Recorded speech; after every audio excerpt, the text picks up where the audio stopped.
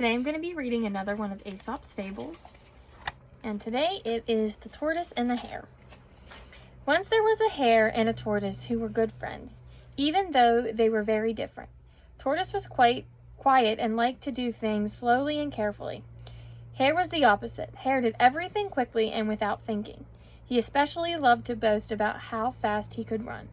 "I can run faster than the wind," he said to the tortoise. "You are slow, you just drag yourself along. I bet I could run circles around you."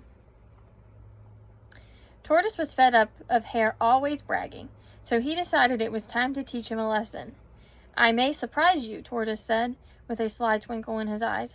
"I always get where I need to go in my own time. Why don't we have a race to prove it?" Hare laughed until he could no longer catch his breath. "A race," he sputtered, "between a tortoise and a hare?" "Yes," replied Tortoise. "Let's meet at the top of the hill tomorrow morning." The other animals gasped, but Hare just smiled. "I can't wait," he said. He thought there was a way that the tortoise would ever beat him. He was a hare after all.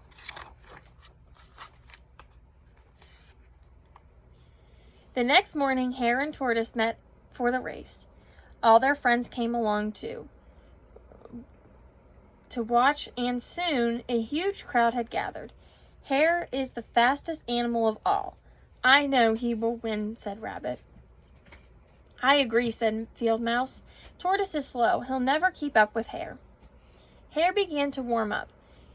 He ran up and down on the spot, touched his toes, and did 50 push-ups. Tortoise just stretched his little legs one at a time. When the time came, they both lined up at the start.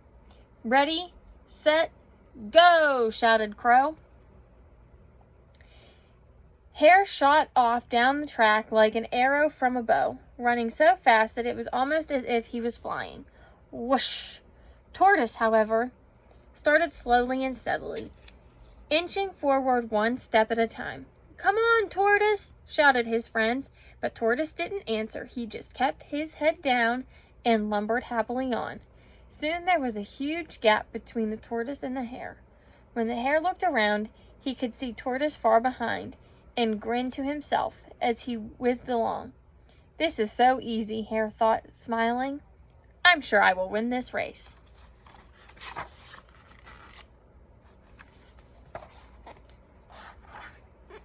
A little way down the track, Hare saw a patch of dandelions in the grass.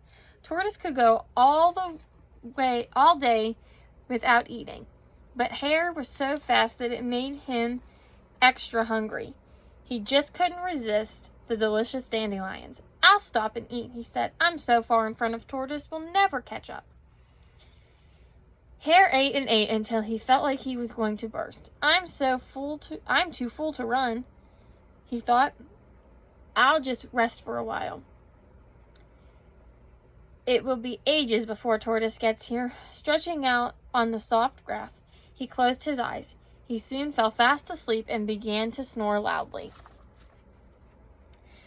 A long way behind, Tortoise was still walking along happily. By the afternoon, he had reached the place where Hare was sleeping. "Oh, look! Hare found some tasty dandelions," he thought.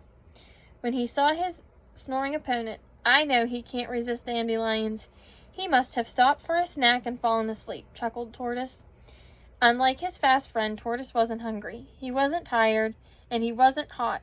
So while Hare slept the day away in the warm sunshine, Tortoise passed him by. He continued steadily on, getting closer and closer to the finish line without making any fuss at all. When Hare woke up from his nap, he got quite a shock. It was nearly evening time, and Tortoise was just a speck far ahead in the distance.